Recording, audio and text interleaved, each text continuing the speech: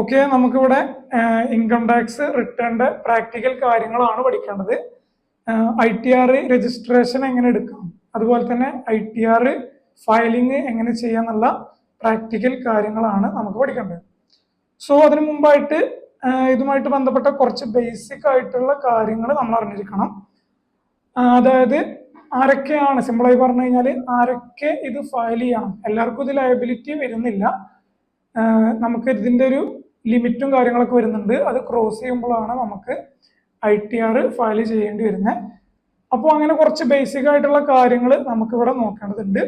So നമുക്ക് എന്ത് ചെയ്യാം, ഡയറക്റ്റ് ക്ലാസ് സ്റ്റാർട്ട് ചെയ്യാം. ഓക്കെ, ഞാനിവിടെ സ്ക്രീന് ഷെയർ ചെയ്തിട്ടുണ്ട്.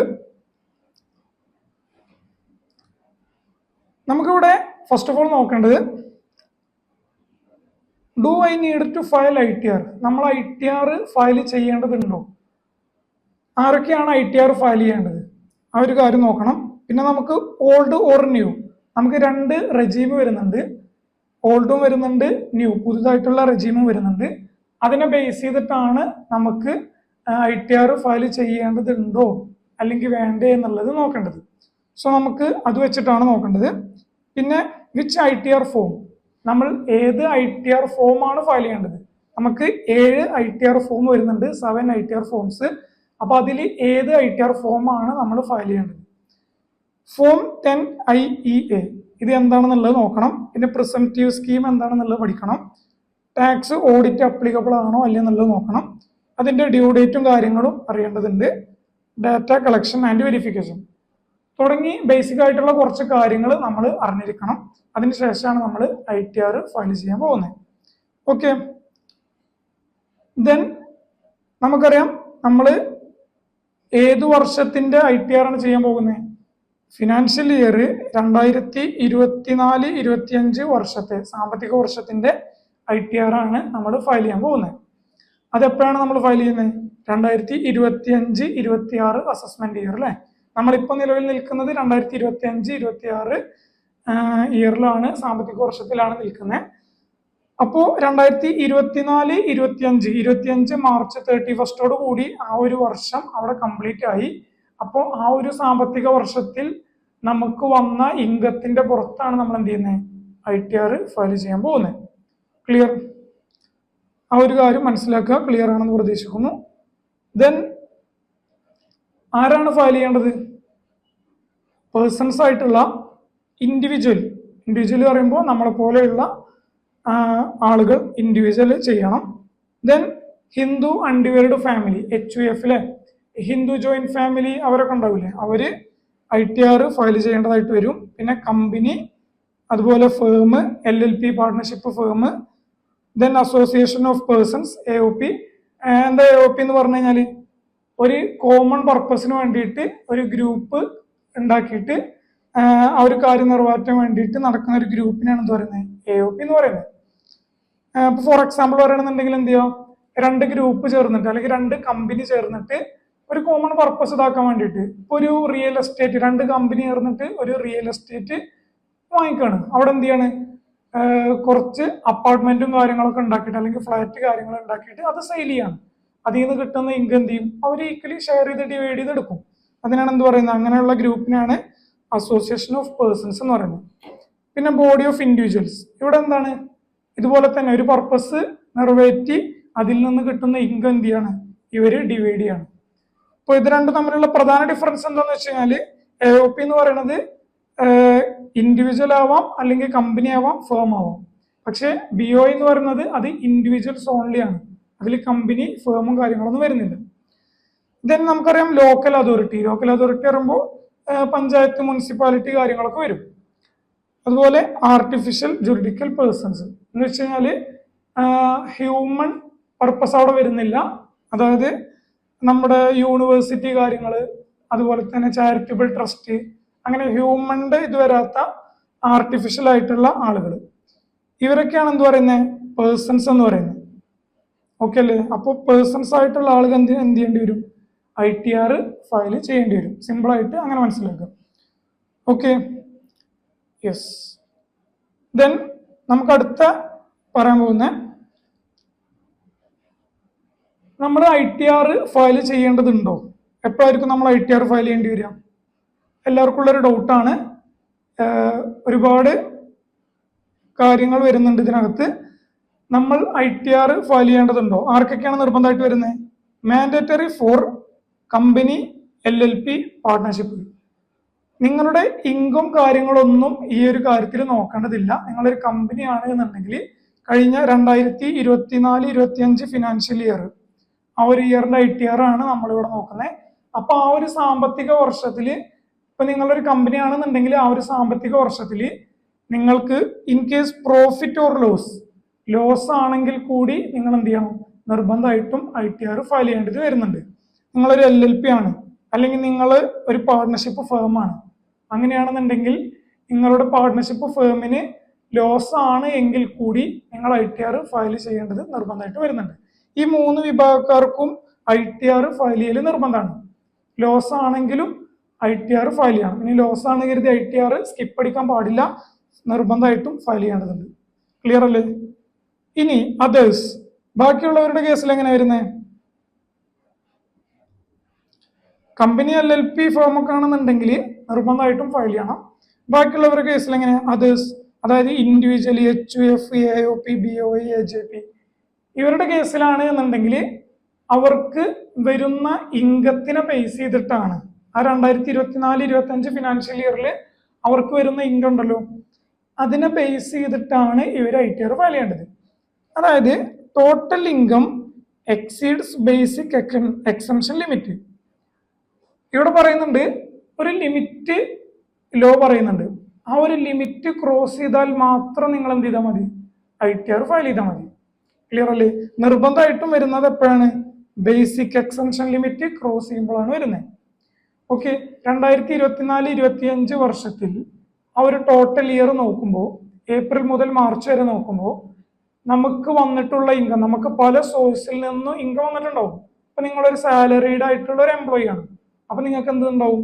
കമ്പനിയിൽ നിന്ന് അല്ലെങ്കിൽ എംപ്ലോയറിന്റെ കയ്യിൽ നിന്ന് സാലറി കിട്ടുന്നുണ്ടാവും. ആ ഒരു ഇൻകം ടോട്ടൽ നോക്കുക. നിങ്ങൾ ചിലപ്പോൾ ബിസിനസ് ചെയ്യുന്ന ആളാവും. ബിസിനസ് ചെയ്യുന്നുണ്ടെങ്കിൽ നിങ്ങൾക്ക് ബിസിനസ് ഇൻകം കിട്ടുന്നുണ്ടാവും. ആ ഒരു ഇൻകം നോക്കുക. ഇങ്ങനെ പല സോഴ്സിൽ നിന്ന് കിട്ടിയ ഇൻകംസ് ടോട്ടൽ കാൽക്കുലേറ്റ് ചെയ്തിട്ട് ഒരു ലിമിറ്റ് പറയുന്നുണ്ട്. ആ ഒരു ലിമിറ്റ് ക്രോസ് ചെയ്ത് കഴിഞ്ഞാൽ നിങ്ങൾ നിർബന്ധമായിട്ടും ITR ഫയൽ ചെയ്യേണ്ടി വരും. ഓക്കെ ആണോ? അപ്പൊ നമുക്ക് ആ ലിമിറ്റ് എന്താണെന്നുള്ളത് നോക്കിയേക്കാം. ആ ലിമിറ്റ് ക്രോസ് ചെയ്തോ ഇല്ലേ എന്നുള്ളത് നിങ്ങൾ നോക്കിയാൽ മതി. അങ്ങനെ ക്രോസ് ചെയ്തിട്ടുണ്ടെങ്കിൽ നിങ്ങൾ ITR ഫയൽ ചെയ്യൽ നിർബന്ധമാണ്. ഓക്കെ, നമുക്ക് ആ ലിമിറ്റ് എന്താന്നുള്ളത് നോക്കിയേക്കാം. ഇത് നോക്കുന്നത് നമുക്കറിയാം 2 റെജീം വരുന്നുണ്ട്. ഞാൻ പറഞ്ഞു ഓൾഡ് വേഴ്സസ് ന്യൂ, 2 റെജീം വരുന്നുണ്ട്. ആ റെജീമിനെ ബേസ് ചെയ്തിട്ടാണ് നിങ്ങൾ ഓൾഡ് റെജീം ആണോ സെലക്ട് ചെയ്യുന്നത്, നിങ്ങൾക്ക് ലിമിറ്റ് വരുന്നത് ഒരു എമൗണ്ട് ആണ്. നിങ്ങൾ ന്യൂ റെജീം ആണോ സെലക്ട് ചെയ്യുന്നത്, നിങ്ങൾക്ക് ലിമിറ്റ് വരുന്നത് മറ്റൊരു എമൗണ്ട് ആണ്. നിങ്ങൾ ഏത് റെജീം ആണോ സെലക്ട് ചെയ്യുന്നത് അതിനെ ബേസ് ചെയ്തിട്ടാണ് എക്സംഷൻ ലിമിറ്റ് ഡിസൈഡ് ചെയ്യുന്നത്. ക്ലിയർ അല്ലേ? അത് എങ്ങനെയാണ് സെലക്ട് ചെയ്യുന്നത്, എപ്പോഴാണ്, എങ്ങനെയാണ് വരുന്നത് എന്നുള്ളത് നമുക്ക് നോക്കിയേക്കാം. അതിനു മുമ്പ് നിങ്ങൾ ഓൾഡ് അല്ലെങ്കിൽ ന്യൂ റെജീം ആണ് നിങ്ങൾ സെലക്ട് ചെയ്യുന്നതെങ്കിൽ, ന്യൂ റെജീം ആണ് നിങ്ങൾ സെലക്ട് ചെയ്യാൻ പോകുന്നതെങ്കിൽ നിങ്ങൾക്ക് വരുന്ന എക്സംഷൻ ലിമിറ്റ് എന്ന് പറയുന്നത് എത്രയാണ്? 3 lakh ആണ് നിങ്ങളുടെ എക്സംഷൻ ലിമിറ്റ് വരുന്നത്. ക്ലിയർ ആണോ? അപ്പൊ നിങ്ങൾ 2024-25 ഫിനാൻഷ്യൽ ഇയറിൽ നിങ്ങൾക്ക് 3 ലക്ഷത്തിൽ കൂടുതൽ ഇൻകം വന്നിട്ടുണ്ടെങ്കിൽ നിങ്ങൾ നിർബന്ധമായിട്ടും ITR ഫയൽ ചെയ്യണം. എപ്പോഴാണ്? നിങ്ങൾ ന്യൂ റെജീം ആണ് സെലക്ട് ചെയ്യുന്നതെങ്കിൽ. ഓക്കെ അല്ലേ? അപ്പോൾ 3 ലക്ഷമാണ് ITR ലിമിറ്റ് വരുന്നത്. ഇനി നിങ്ങൾ ഓൾഡ് റെജീം ആണ് സെലക്ട് ചെയ്യുന്നതെങ്കിൽ, അവിടെ ശ്രദ്ധിക്കേണ്ട ഒരു കാര്യം, അവിടെ ഓരോ ഏജ് ഉള്ള ആളുകൾക്കും സെപ്പറേറ്റ് എക്സംഷൻ ലിമിറ്റ് ആണ് വരുന്നത്. ഇത്ര മുതൽ ഇത്ര ഏജ് വരെ ഉള്ളവർക്ക് ഈ ഒരു ലിമിറ്റ് ആണ് വരുന്നത്, ഇത്ര മുതൽ ഇത്ര ഏജ് വരെ ഉള്ളവർക്ക് മറ്റൊരു ലിമിറ്റ് ആണ് വരുന്നത്. ക്ലിയർ അല്ലേ? അങ്ങനെ ഓരോ ഏജ് ലിമിറ്റിനും സെപ്പറേറ്റ് എക്സംഷൻ ലിമിറ്റ് ആണ് വരുന്നത്. നമുക്ക് നോക്കി നോക്കാം. ഇത് ഓൾഡിന്റെ കേസിലാണ് പറയുന്നത്. ന്യൂ റെജീം ആണ് എന്നുണ്ടെങ്കിൽ എല്ലാ പ്രായക്കാർക്കും 3 ലക്ഷമാണ് വരുന്നത്. അവിടെ നിങ്ങൾ 20 വയസ്സുള്ള ഒരാളാണെന്നുണ്ടെങ്കിൽ 3 ലക്ഷമാണ് വരുന്നത്. 60 വയസ്സുള്ള ഒരാളാണെന്നുണ്ടെങ്കിൽ 3 ലക്ഷമാണ് വരുന്നത്. അവിടെ ഏജിന്റെ പ്രശ്നം വരുന്നില്ല. ന്യൂ റെജീം ആണ് സെലക്ട് ചെയ്യുന്നതെങ്കിൽ എല്ലാവർക്കും 3 ലക്ഷമാണ് വരുന്നത്. ഇനി ഓൾഡ് റെജീമിന്റെ കേസിൽ ഇവിടെ എങ്ങനെയാണ് നോക്കേണ്ടത്? ഫോർ ഇൻഡിവിജ്വൽസ് ബിലോ 60, നിങ്ങൾ 60 വയസ്സിന് താഴെയുള്ള ഒരു ഇൻഡിവിജ്വൽ ആണ് എന്നുണ്ടെങ്കിൽ നിങ്ങളുടെ എക്സംഷൻ ലിമിറ്റ് വരുന്നത് എത്രയാണ്? 2.5 ലാക്ക് ആണ് വരുന്നത്. ക്ലിയർ ആണോ? അപ്പോൾ ഒരു 50 വയസ്സുള്ള ഒരു വ്യക്തിയാണെന്നുണ്ടെങ്കിൽ 2024-25 ഫിനാൻഷ്യൽ ഇയറിൽ ITR ഫയൽ ചെയ്യണോ എന്നുള്ളത് എങ്ങനെ നോക്കുക? 2.5 ലക്ഷത്തിൽ കൂടുതൽ ഇൻകം വന്നിട്ടുണ്ടോ എന്നുള്ളതാണ് നോക്കേണ്ടത്. 2.5 ലക്ഷത്തിൽ കൂടുതൽ വന്നിട്ടുണ്ടെങ്കിൽ എന്ത് ചെയ്യണം? ITR നിർബന്ധമായിട്ടും ഫയൽ ചെയ്യണം. ഇനി നിങ്ങൾ 60-നും 80-നും ഇടയിലുള്ളവരാണ്, 60 വയസ്സ് മുതൽ അപ് ടു 80 ഇയേഴ്സ് വരെയാണെന്നുണ്ടെങ്കിൽ നിങ്ങളുടെ എക്സംഷൻ ലിമിറ്റ് വരുന്നത് എത്രയാണ്?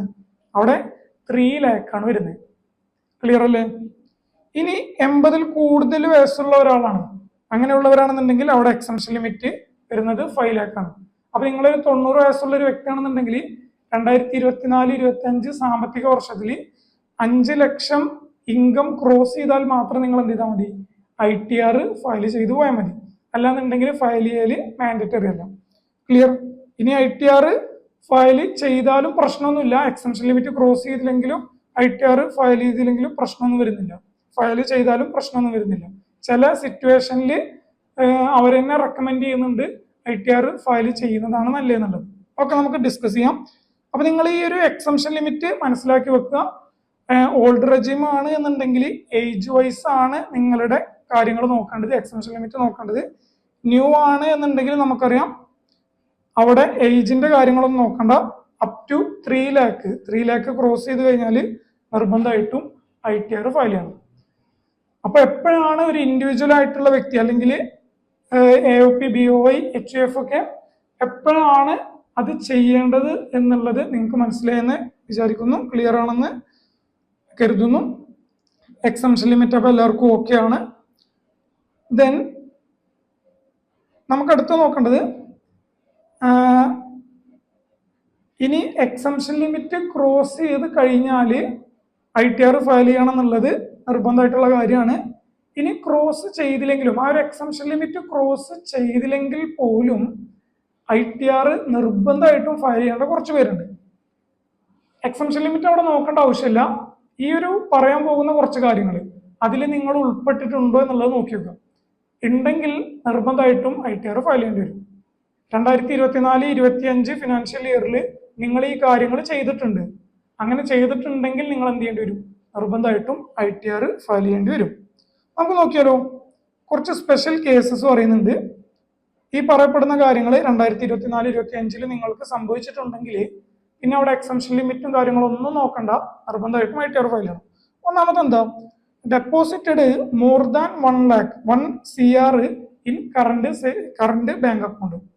നിങ്ങൾ 24-25 ഫിനാൻഷ്യൽ ഇയറിൽ 1 കോടിക്ക് മുകളിൽ കറണ്ട് ബാങ്ക് അക്കൗണ്ടിൽ ഡെപ്പോസിറ്റ് ചെയ്തിട്ടുണ്ടെങ്കിൽ നിങ്ങൾ നിർബന്ധമായിട്ടും ITR ഫയൽ ചെയ്യണം. 2024-25 നിങ്ങൾ എന്ത് ചെയ്തിട്ടുണ്ട്?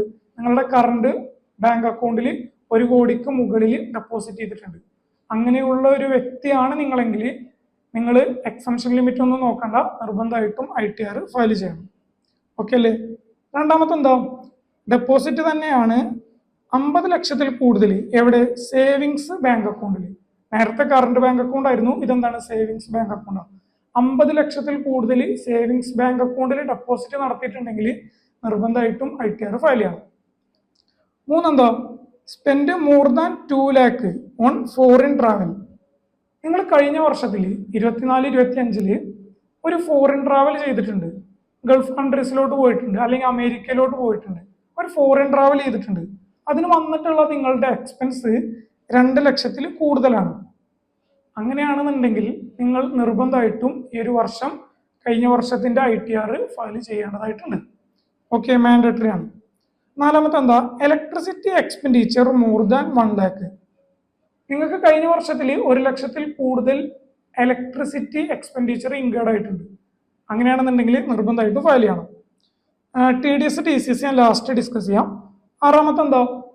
Business turn over is more than 60 lakh. ഇവിടെ പറയുന്നത് ടേൺ ഓവർ ആണ്. നിങ്ങളുടെ ബിസിനസിന്റെ ടേൺ ഓവർ 60 ലക്ഷത്തിൽ കൂടുതൽ ആണ് എങ്കിൽ നിങ്ങൾ നിർബന്ധമായിട്ടും ITR ഫയൽ ചെയ്തിട്ടുണ്ട്. ഓക്കെ അല്ലേ?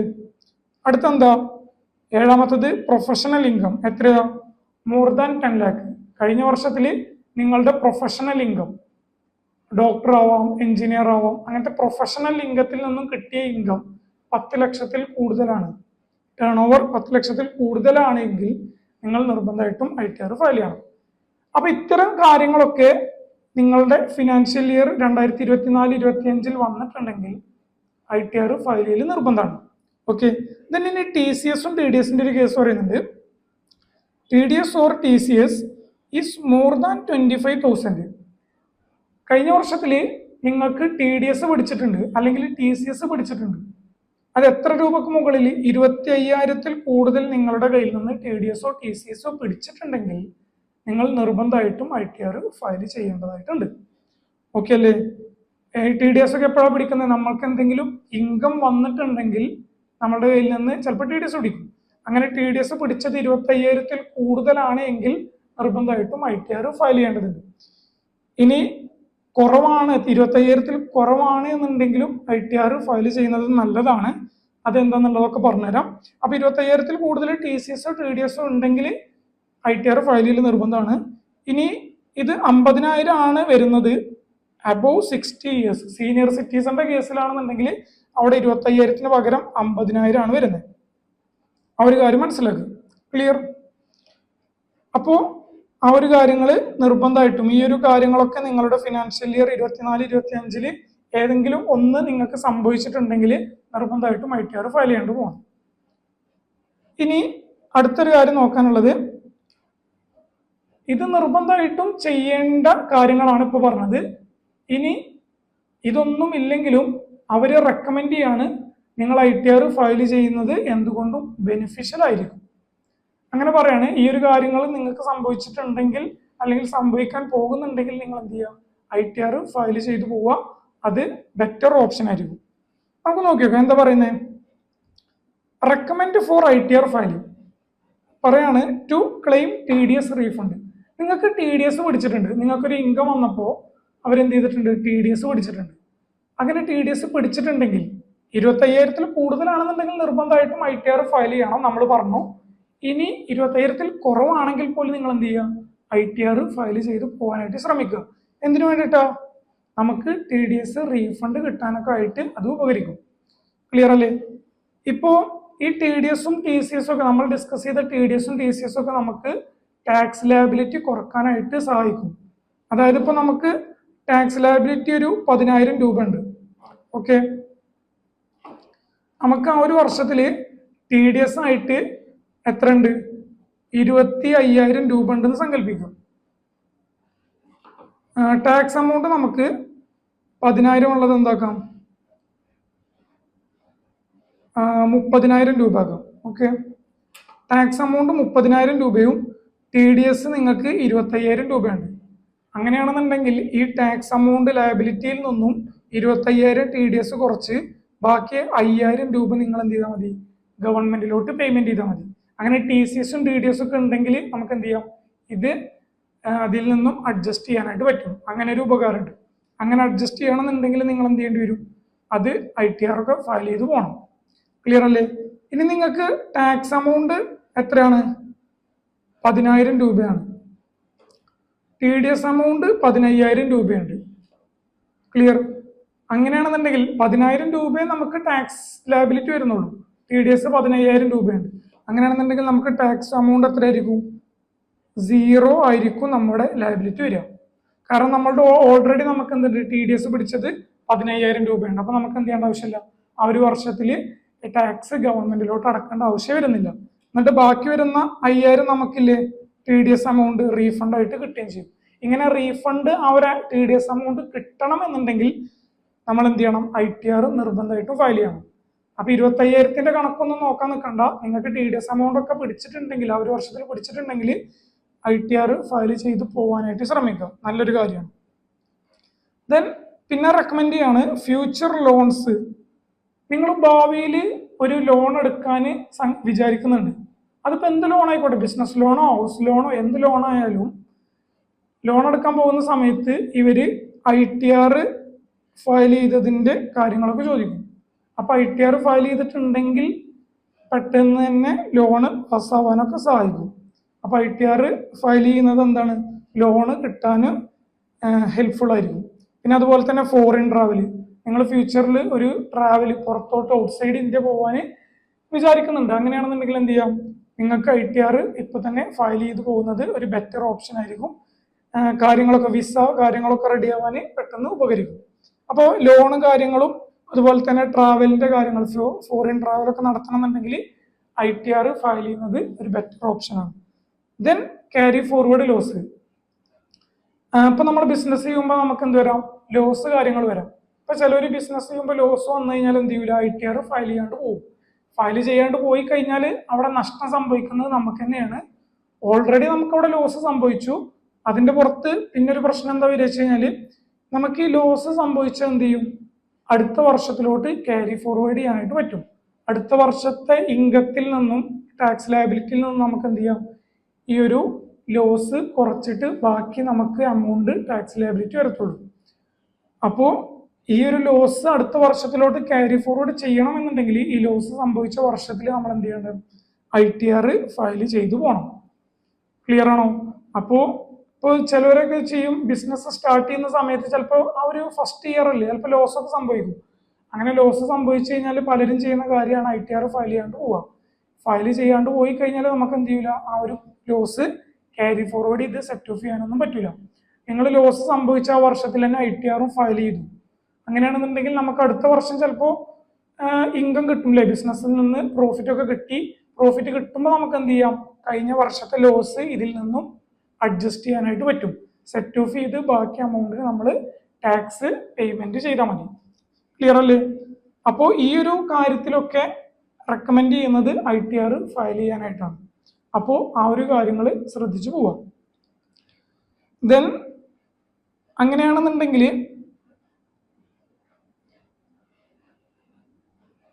ITR ഫയൽ ചെയ്യണം എന്നുള്ളത് മനസ്സിലായി.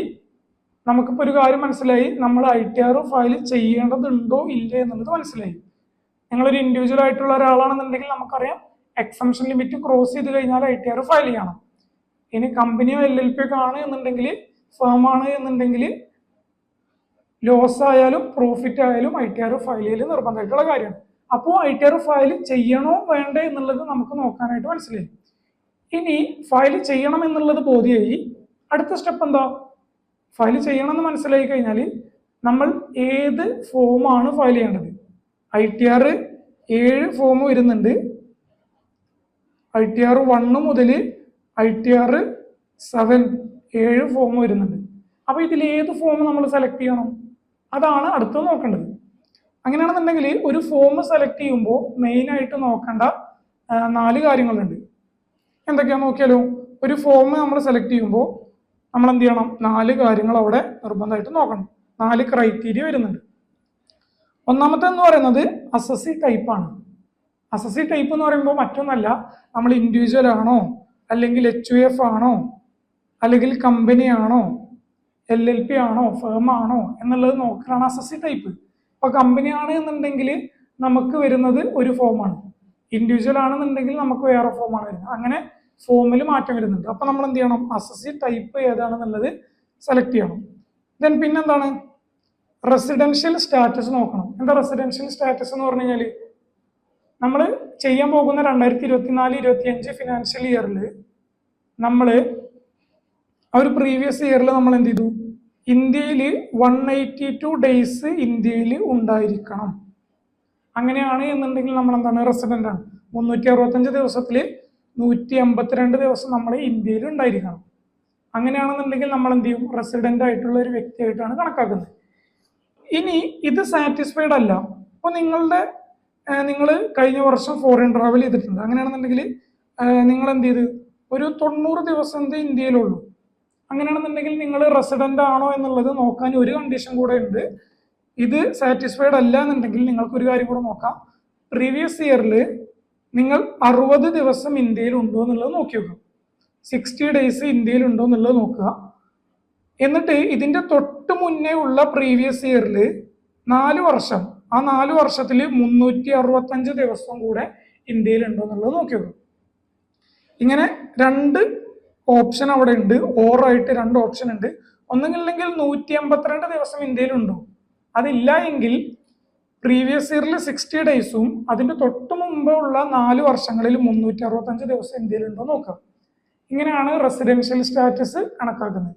അങ്ങനെ നമ്മൾ എന്ത് ചെയ്യണം, റെസിഡൻഷ്യൽ സ്റ്റാറ്റസ് നോക്കേണ്ടതുണ്ട്. ഓക്കെ അല്ലേ? ഈ റെസിഡൻഷ്യൽ സ്റ്റാറ്റസിന്റെ ബേസിലാണ് നമ്മൾ ഫോം നോക്കുന്നത്. അപ്പൊ റെസിഡൻഷ്യൽ സ്റ്റാറ്റസ് നോക്കണം. ദെൻ ഹെഡ്സ് ഓഫ് ഇൻകം, നമുക്ക് പല സോഴ്സിൽ നിന്ന് ഇൻകം വരുന്നുണ്ടാവും. ഇപ്പൊ നിങ്ങൾ ചിലപ്പോൾ ഒരു സാലറീഡ് ആയിട്ടുള്ള ഒരു എംപ്ലോയി ആവും. സാലറീഡ് ആയിട്ടുള്ള ഒരു എംപ്ലോയി ആണ് എന്നുണ്ടെങ്കിൽ നമ്മൾ ITR 1 ആണ് ഫയൽ ചെയ്യാം. ക്ലിയർ? ITR 1 ഫയൽ ചെയ്യാം. പിന്നെ നിങ്ങൾക്ക് അതിന്റെ കൂടെ തന്നെ ബിസിനസ് ഇൻകം വരുന്നുണ്ട്. അങ്ങനെയാണെന്നുണ്ടെങ്കിൽ നിങ്ങൾക്ക് ITR 1 ഫയൽ ചെയ്യാൻ പറ്റൂല. അവിടെ നിങ്ങൾ 3 അല്ലെങ്കിൽ ITR 4 നിങ്ങൾ ചൂസ് ചെയ്യണം. ക്ലിയർ അല്ലേ? അത് എങ്ങനെയാണെന്നുള്ളതൊക്കെ നമ്മൾ ഡീറ്റെയിൽ ആയിട്ട് നോക്കി നോക്കും. ഏത് ഫോമാണ് നിങ്ങൾ ചൂസ് ചെയ്യേണ്ടത് എന്നുള്ളതൊക്കെ ഡീറ്റെയിൽ ആയിട്ട് നോക്കും. അപ്പൊ നമ്മൾ എന്ത് ചെയ്യുക, ആ ഒരു കാര്യം ശ്രദ്ധിക്കുക. ഹെഡ്സ് ഓഫ് ഇൻകം ബേസ് ചെയ്തിട്ടാണ് നമ്മൾ ITR ഫോം സെലക്ട് ചെയ്യുന്നത്. പിന്നെ അടുത്ത് നോക്കുന്നത് ടോട്ടൽ ഇൻകം. ടോട്ടൽ ഇൻകം എന്ന് പറയുമ്പോൾ ഇത്ര ലിമിറ്റ് 2024-25 വർഷത്തിലെ നിങ്ങളുടെ ടോട്ടൽ ഇൻകം കാൽക്കുലേറ്റ് ചെയ്യുക. ആ ടോട്ടൽ ഇൻകം ഈ ഒരു ലിമിറ്റ് കഴിഞ്ഞു കഴിഞ്ഞാൽ ചില ഫോംസിന് നമുക്ക് ഫയൽ ചെയ്യാനായിട്ട് പറ്റില്ല. ഇപ്പോൾ നമുക്ക് ലിമിറ്റൊക്കെ വരുന്നുണ്ട്, 50 ലക്ഷത്തിൽ കൂടുതലാണ് എന്നുണ്ടെങ്കിൽ ITR 1 ഫയൽ ചെയ്യാൻ പറ്റൂല. അങ്ങനെ കുറച്ച് ലിമിറ്റും കാര്യങ്ങളൊക്കെ വരുന്നുണ്ട്. അപ്പം മെയിനായിട്ട് ഈ ഒരു 4 ക്രൈറ്റീരിയ വെച്ചിട്ടാണ് നമ്മൾ ITR ഫോം സെലക്ട് ചെയ്യുന്നത്. ക്ലിയർ അല്ലേ? ഇതൊക്കെ നമ്മൾ ഡീറ്റെയിൽ ആയിട്ട് ഡിസ്കസ് ചെയ്യണ്ടോ. അപ്പൊ നമ്മൾ ജസ്റ്റ് ഇത് പറഞ്ഞു എന്നേ ഉള്ളൂ. നമുക്ക് പിന്നെ അടുത്തത് വരുന്നത്, ഇത് നോക്കിക്കഴിഞ്ഞാൽ ITR ഫോംസ് 7 ഫോം ഉണ്ടെന്ന് പറഞ്ഞു. അതിൽ നമ്മൾ നോക്കേണ്ടത് കുറച്ച് കാര്യങ്ങൾ വരുന്നുണ്ട്. നമ്മുടെ ഹെഡ് ഓഫ് ഇൻകം, നമുക്ക് വരുന്ന ഇൻകം. ഇപ്പൊ ഞാൻ പറഞ്ഞു, നിങ്ങൾ സാലറീഡ് ആയിട്ടുള്ള ഒരു എംപ്ലോയി ആണെന്നുണ്ടെങ്കിൽ ചൂസ് ചെയ്യുന്നത് ITR 1 ആയിരിക്കും. ഇനി ബിസിനസ് ഇൻകം എന്നുണ്ടെങ്കിൽ നിങ്ങൾ 3 or 4 ആണ് ചൂസ് ചെയ്യുന്നത്. അപ്പൊ നിങ്ങളുടെ ഇൻകംസ് ഏതൊക്കെയാണെന്നുള്ളത് നമ്മൾ നോക്കി നോക്കും. അത് നമ്മൾ ഡീറ്റെയിൽ ആയിട്ട് ഡിസ്കസ് ചെയ്യും. ഇപ്പൊ ജസ്റ്റ് പറഞ്ഞുതരാം, നിങ്ങളുടെ ഇൻകംസ് ഏതൊക്കെയാണെന്നുള്ളത് നമ്മൾ നോക്കും. എന്നിട്ട് ആ ഇൻകം ബേസ് ചെയ്തിട്ട് ITR 1 നിങ്ങൾക്ക് ഫയൽ ചെയ്യാൻ പറ്റുമോ എന്നുള്ളത് നോക്കി നോക്കും. പറ്റുമെന്നുണ്ടെങ്കിൽ ITR 1 ഫയൽ ചെയ്യാം. ഇനി ITR 1 ആ ഒരു കണ്ടീഷൻസ് സാറ്റിസ്ഫൈഡ് അല്ല എങ്കിൽ അടുത്ത് നോക്കേണ്ടത് ITR 2 ആണ്. അതിലും സാറ്റിസ്ഫൈഡ് അല്ല എന്നുണ്ടെങ്കിൽ അടുത്ത് നോക്കേണ്ടത് ITR 3 അല്ല, ITR 4 ആണ് അടുത്ത് നോക്കുക. അതിന്റെ ഓർഡർ അങ്ങനെയാണ് വരുന്നത്. ITR 4 ഓക്കെ അല്ല എന്നുണ്ടെങ്കിലാണ് ITR 3 നമ്മൾ ഫയൽ ചെയ്യേണ്ടത്. അപ്പൊ ഇതിന്റെ ഓർഡർ വരുന്നത് ITR 1, 2, 4, 3 ഇങ്ങനെയാണ് അതിന്റെ ഓർഡർ വരുന്നത്. ക്ലിയർ അല്ലേ? അപ്പൊ ഓരോന്നും നോക്കിയിട്ട് അതിന്റെ ബേസിലാണ് നമ്മൾ ചെയ്യുക. അതെങ്ങനെയാണെന്നുള്ളതൊക്കെ ഡീറ്റെയിൽ ആയിട്ട് പഠിക്കും. ഓക്കെ ആണല്ലോ? ഈ ഒരു പറഞ്ഞ കാര്യങ്ങൾ ക്ലിയർ ആണെന്ന് കരുതുന്നു. ദെൻ ഇനി നമുക്ക് നോക്കേണ്ടത്, നമ്മൾ ITR ഫയൽ ചെയ്യാൻ ഫോമും കാര്യങ്ങളൊക്കെ സെറ്റാക്കി വെച്ച് കഴിഞ്ഞാൽ ഏത് റെജീമാണ് നമ്മൾ ചൂസ് ചെയ്യേണ്ടത്. ഓൾഡ് റെജീം ചൂസ് ചെയ്യണോ അല്ലെങ്കിൽ ന്യൂ റെജീം ചൂസ് ചെയ്യണോ എന്നുള്ളത് അറിയണം. ക്ലിയർ അല്ലേ? അപ്പോൾ നിങ്ങൾ ഒരു കാര്യം ശ്രദ്ധിക്കുക, നിങ്ങൾ ഇതുവരെ ITR ഒന്നും ഫയൽ ചെയ്തിട്ടില്ല, പുതുതായിട്ട് ITR ഫയൽ ചെയ്യാൻ പോകുന്ന ഒരു വ്യക്തിയാണ്. അങ്ങനെയാണെന്നുണ്ടെങ്കിൽ നിങ്ങൾക്ക് എന്ത് ചെയ്യാം, വേണമെന്നുണ്ടെങ്കിൽ ഓൾഡ് ചൂസ് ചെയ്യാം, അല്ലാന്നുണ്ടെങ്കിൽ ന്യൂ സ്കീമും ചൂസ് ചെയ്യാനായിട്ട് പറ്റും. നിങ്ങൾ ഏത് റെജീമാണോ ചൂസ് ചെയ്യുന്നത് അതിനെ ബേസ് ചെയ്തിട്ടാണ് നിങ്ങളുടെ എക്സംഷൻ ലിമിറ്റ് വരുന്നത്. നമുക്ക് ന്യൂവിലാണെന്നുണ്ടെങ്കിൽ 3 lakh ആണ് വരുന്നത്. ഓൾഡിലാണെന്നുണ്ടെങ്കിൽ 60 വയസ്സിന് താഴെയുള്ള ഒരാളാണെന്നുണ്ടെങ്കിൽ 2.5 ലക്ഷമാണ് വരുന്നത്. അപ്പൊ നിങ്ങൾ എന്ത് ചെയ്യും, പുതുതായിട്ട് ചൂസ് ചെയ്യാൻ പോകുന്ന ഒരാളാണെന്നുണ്ടെങ്കിൽ എക്സംഷൻ ലിമിറ്റ് കൂടുതൽ ഏതിൽ കിട്ടുന്നത് 3 lakh ആണല്ലേ. അപ്പൊ ചിലപ്പോൾ 3 lakh ചൂസ് ചെയ്യും. ഇനി കൂടുതൽ ഡിഡക്ഷൻസും കാര്യങ്ങളൊക്കെ ഉണ്ടെന്നുണ്ടെങ്കിൽ നമുക്ക് എന്ത് ചെയ്യുകയാണെന്നുണ്ടെങ്കിൽ ഓൾഡ് ചൂസ് ചെയ്യാനായിട്ടും പറ്റും. നമുക്ക് ഡിഡക്ഷൻസ് ഒക്കെ വരുന്നുണ്ട്, അതൊക്കെ കുറച്ച് ബാക്കി എമൗണ്ട് നമ്മൾ എന്ത് ചെയ്താൽ മതി, ഗവൺമെന്റിലോട്ട് പേയ്മെന്റ് ചെയ്താൽ മതി. കൂടുതലും ഡിഡക്ഷൻസ് വരുന്നത് ഓൾഡ് റെജീമിലാണ്. ന്യൂ റെജീമിൽ പറയപ്പെട്ട കുറച്ച് ഡിഡക്ഷൻസ് മാത്രമേ വരുന്നുള്ളൂ. അതൊക്കെ നമ്മൾ ഡിസ്കസ് ചെയ്യും. അപ്പൊ പുതുതായിട്ട് ITR ഫയൽ ചെയ്യുന്ന ഒരാളാണെന്നുണ്ടെങ്കിൽ ഓൾഡോ അല്ലെങ്കിൽ ന്യൂവോ നിങ്ങൾക്ക് ചൂസ് ചെയ്യാനായിട്ട് പറ്റും.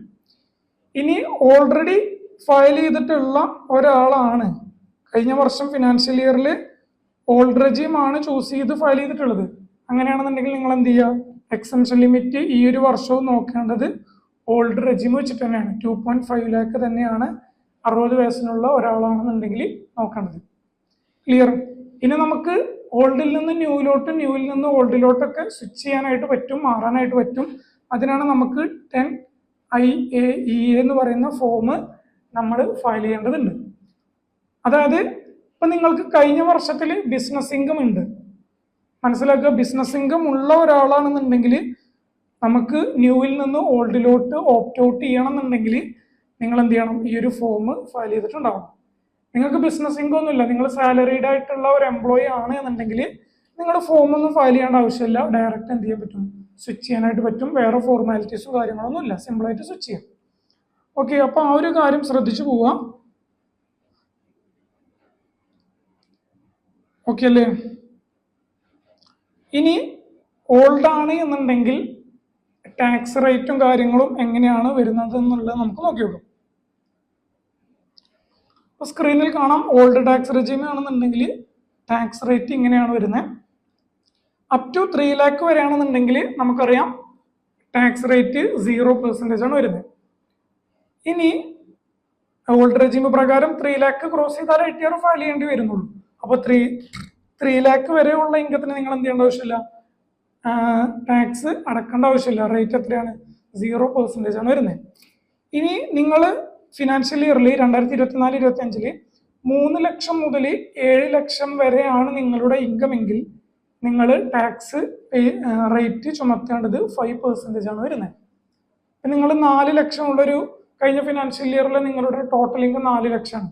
4 ലക്ഷം ആണെന്നുണ്ടെങ്കിൽ നിങ്ങൾ എന്ത് ചെയ്യണം, ആ ഒരു എമൗണ്ടിന്റെ പുറത്ത് നിങ്ങൾ എന്ത് ചെയ്യണം, 5% ആണ് ചുമത്തേണ്ടത്.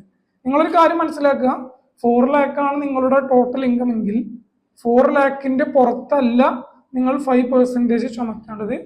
എന്ത് ചെയ്യണം, 3 ലക്ഷം മുതൽ ആ ഒരു 4 ലക്ഷം വരെ, 3 ലക്ഷം വരെ ബേസിക് എക്സംഷൻ ലിമിറ്റ് ആണ്, 0% ആണ്. അപ്പൊ 4 ലക്ഷം ഉള്ള ഒരു വ്യക്തിയാണെന്നുണ്ടെങ്കിൽ 3 ലക്ഷം മുതൽ 4 ലക്ഷം വരെ വരുമ്പോൾ 1 ലക്ഷമാണ് വരുന്നത്. ആ 1 ലക്ഷത്തിന്റെ പുറത്ത് 5% ആണ് ചുമത്തേണ്ടത്. ക്ലിയർ അല്ലേ? ഇനി നിങ്ങൾക്ക് 7 ലക്ഷം മുതൽ 10 ലക്ഷം വരെയുള്ള ഒരാളാണെന്നുണ്ടെങ്കിൽ 10% ആണ് 0% വരുന്നത്. ഒരു തെറ്റിദ്ധാരണ വരരുത്, ഇതില് ഇപ്പോ 10 ലക്ഷം നിങ്ങളുടെ ഇൻകം ഉണ്ട് എങ്കിൽ നിങ്ങളുടെ ഫിനാൻഷ്യൽ 2024-25 നിങ്ങളുടെ ഇൻകം 10 ലക്ഷം ആണ് എങ്കിൽ നിങ്ങൾ 10 ലക്ഷത്തിന്റെ പുറത്ത് 10% അല്ല ചുമത്തേണ്ടത്. മനസ്സിലാക്കുക, 3 ലക്ഷം മുതൽ 7 ലക്ഷം വരെയുള്ള ഇൻകത്തിന്റെ പുറത്ത് 5% ആദ്യം ചുമത്തുക. എന്നിട്ട് എന്ത് ചെയ്യുക, 7 ലക്ഷം മുതൽ 10 ലക്ഷം വരെ, 7 ലക്ഷം മുതൽ 10 ലക്ഷം വരെ വരുമ്പോൾ 3 lakh, 3 lakhന്റെ പുറത്താണ് 10% ചുമത്തേണ്ടത്. ക്ലിയർ അല്ലേ? ആ ഒരു കാര്യം മനസ്സിലാക്കുക. അപ്പോ ഇത്ര മുതൽ ഇത്ര ഇൻകം വരെ ഉള്ളതിന്റെ പുറത്ത് ഇത്ര പെർസെൻറ്റേജ്, 10 മുതൽ 12 ലക്ഷം വരെ ഉള്ളതിന്റെ പുറത്ത് 15%, 12 ലക്ഷം മുതൽ 15% വരെയുള്ള ഇൻകത്തിന്റെ പുറത്ത് 20%, 15 ലക്ഷത്തിന് മുകളിൽ വരുന്ന ഇൻകത്തിന്റെ പുറത്ത് 30% ആണ് ചുമത്തേണ്ടത്. ക്ലിയർ അല്ലേ? 15 ലക്ഷത്തിൽ കൂടുതൽ എത്ര ഇൻകം വന്നാലും ആ ഒരു ഇൻകത്തിന്റെ പുറത്ത് നിങ്ങൾ എന്ത് ചെയ്യണം, 30% ആണ് ചുമത്തേണ്ടത്. ഒരു 18 ലക്ഷം ഇൻകമാണ് നിങ്ങളുടെ ടോട്ടൽ ഇൻകം എങ്കിൽ നിങ്ങൾ എന്ത് ചെയ്യണം, 18 ലക്ഷം വരെ 15 ലക്ഷം വരെ ഉള്ളത് ഈ ഒരു പെർസെൻറ്റേജ് ചുമത്തി വരിക. ദെൻ 15 ലക്ഷത്തിന് മുകളിലുള്ള ഇൻകത്തിന്റെ പുറത്ത് 3 ലക്ഷം വരും അല്ലേ? 18 ലക്ഷം എന്ന് പറയുമ്പോൾ 15, 16, 17, 18 അങ്ങനെ 3 ലക്ഷം വരും. അതിന്റെ പുറത്ത് 30% ആണ് ടാക്സ് റേറ്റ് ചുമത്തേണ്ടത്. എന്നിട്ട് എന്ത് ചെയ്യുക, ടോട്ടൽ കിട്ടിയ ടാക്സ് ടോട്ടലി ആഡ് ചെയ്ത് വരികയാണ് വേണ്ടത്. ക്ലിയർ അല്ലേ? ഇങ്ങനെയാണ് ടാക്സ് റേറ്റ് ഇതിനകത്ത് വരുന്നത്. നിങ്ങൾ ന്യൂ റെജീം ആണ് സെലക്ട് ചെയ്യുന്നതെങ്കിൽ ഇങ്ങനെയാണ് വരുന്നത്. ഇനി നിങ്ങൾ ഓൾഡ് റെജീം ആണ് സെലക്ട് ചെയ്യുന്നതെങ്കിൽ നമുക്കറിയാം ഏജ് വൈസ് ആയിട്ടാണ് ഇവിടെ ടാക്സ് റേറ്റ് വരുന്നത്. അതായത് നിങ്ങൾ 60 ബിലോ ഉള്ള ഒരാളാണ് എങ്കിൽ, 60 താഴെയുള്ള ഒരു വയസ്സുള്ള ഒരാളാണെന്നുണ്ടെങ്കിൽ നമുക്കറിയാം 2.5 lakh വരെ ടാക്സ് റേറ്റ് 0 ആണ് വരുന്നത്. ഇനി 2.5 ലക്ഷം മുതൽ 5 ലക്ഷം വരെയുള്ള ഇൻകത്തിന്റെ പുറത്ത് 5% ആണ് ചുമത്തുക. 5 to 10 lakh വരുന്ന ഇൻകത്തിന്റെ പുറത്ത് 20% വരും. അബൌട്ട് 10 lakh ആകുമ്പോൾ എത്ര വരും, 30% വരും. നേരത്തെ ഇതിന്റെ സെയിം തന്നെയാണ്, സെയിം മീൻസ് ആ ഒരു സെയിം ലോജിക്ക് തന്നെയാണ് വരുന്നത്. ടാക്സ് റേറ്റിൽ വ്യത്യാസമുണ്ട്. ക്ലിയർ അല്ലേ? അപ്പൊ മനസ്സിലായെന്ന് വിചാരിക്കുന്നു. 60 താഴെയുള്ള ഒരാളാണ് എന്നുണ്ടെങ്കിലാണ് ഇങ്ങനെ വരുന്നത്. ദെൻ ഇവിടെ അടുത്തത് 60 to 80 വരെയാണെന്നുണ്ടെങ്കിൽ, നിങ്ങളുടെ ഏജ് 60നും 80നും ഇടക്കാണ് എന്നുണ്ടെങ്കിൽ ഓൾഡ് റെജീം പ്രകാരം ടാക്സ് റേറ്റ് ഇങ്ങനെയാണ് വരുന്നത്. അപ് ടു 3 ലാക്ക് വരെ നില്ലാണ് വരുന്നത്. 3 ലക്ഷം മുതൽ 5 ലക്ഷം വരെയുള്ള ഇൻകം, അതായത് 2 ലക്ഷമാണ് വരുന്നത്. 2 ലക്ഷത്തിന്റെ പുറത്ത് 5% ആണ് വരുന്നത്. ദെൻ 5 ലക്ഷം മുതൽ 10 ലക്ഷം വരെയുള്ള ഇൻകം എത്ര വരും? 5 ലക്ഷം വരും അല്ലേ? ടോട്ടല് 5 ലക്ഷത്തിന്റെ പുറത്ത് 20% വരും. അബൌട്ട് 10 ലാക്ക്, 10 ലാക്കിന്റെ പുറത്ത് എത്ര വരും? 30% ആണ് വരുന്നത്. ക്ലിയർ അല്ലേ? അപ്പോൾ നിങ്ങളുടെ ഏജ് ഇതിന്റെ ഇടക്കാണെന്നുണ്ടെങ്കിൽ ഇങ്ങനെയാണ് ടാക്സ് റേറ്റ് വരുന്നത്. ഇനി 80 മുകളിലുള്ള ഒരാളാണ് എന്നുണ്ടെങ്കിൽ എങ്ങനെ വരും? ടാക്സ് റേറ്റ് വരുന്നത് അപ് ടു 5 ലാക്ക് വരെ നില്ലാണ് വരുന്നത്. 5 ലക്ഷം വരെ എന്തില്ല, ITR ഫയൽ ചെയ്യേണ്ടതില്ല. അതുകൊണ്ട് തന്നെ ടാക്സ് റേറ്റ് 0 ആണ് വരുന്നത്. 5 മുതൽ 10 ലക്ഷം വരെയുള്ള ഇൻകത്തിന്റെ പുറത്ത് 20% ചുമത്തുക. 10 ലക്ഷത്തിന്റെ മുകളിലുള്ള ഇൻകത്തിന്റെ പുറത്ത് 30% ആണ് അടിക്കേണ്ടത്. ക്ലിയർ അല്ലേ? അപ്പോൾ ഓൾഡ് റെജീം പ്രകാരം ആണ് എന്നുണ്ടെങ്കിൽ ഏജ് വൈസ് ആണ് ടാക്സ് റേറ്റ് വരുന്നത്. അതിനെ ബേസ് ചെയ്തിട്ട് നിങ്ങൾ എന്ത് ചെയ്യുക? നിങ്ങളുടെ ഏജ് ഇതിന്റെ ഏതിലാണോ വരുന്നത് അത് നിങ്ങൾ എന്ത് ചെയ്യണം? ടാക്സ് റേറ്റ് ചുമത്തി പോകണം. ന്യൂ റെജീം പ്രകാരമാണെന്നുണ്ടെങ്കിൽ മറ്റൊന്നും നോക്കണ്ട, ഏജ് വൈസ് ഒന്നും നോക്കണ്ട, എല്ലാ പ്രായക്കാർക്കും ഈ ഒരു ടാക്സ് റേറ്റ് തന്നെയാണ് വരുന്നത്. ഓക്കെ ആണല്ലോ? അപ്പൊ ആ ഒരു കാര്യം മനസ്സിലാക്കി പോവാം. അപ്പോൾ ഇത്തരം കാര്യങ്ങളൊക്കെ നമ്മൾ എന്ത് ചെയ്യണം? ITR ഫയൽ ചെയ്യുന്നതിന് മുമ്പായിട്ട് അറിഞ്ഞിരിക്കേണ്ടതുണ്ട്. ഡയറക്റ്റ് കയറിയിട്ട് ITR ഫയൽ ചെയ്യാൻ നമ്മളെ കൊണ്ട് പറ്റൂല. നമ്മൾ എന്ത് ചെയ്യണം? ഏത് റെജീമാണോ ചൂസ് ചെയ്യുന്നത് എന്നുള്ളത് ആദ്യം സെലക്ട് ചെയ്യുക. ദെൻ നിങ്ങൾ എന്ത് ചെയ്യണം? ITR ഫയൽ ചെയ്യാൻ ആദ്യം ഫസ്റ്റ് ഓഫ് ഓൾ നോക്കേണ്ടത് ITR ഫയൽ ചെയ്യാൻ ലയബിൾ ആണോ എന്നുള്ളത് നോക്കി നോക്കുക. പിന്നെ ലയബിൾ അല്ലെങ്കിൽ കൂടി TCS TDS ഒക്കെ നിങ്ങൾക്ക് ഉണ്ടെങ്കിൽ ITR ഫയൽ ചെയ്ത് പോകാനായിട്ട് ശ്രമിക്കുക. ബിസിനസ് ലോസ് എന്തെങ്കിലുമൊക്കെ ഉണ്ടെങ്കിൽ ITR ഫയൽ ചെയ്ത് പോകാനായിട്ട് ശ്രമിക്കുക.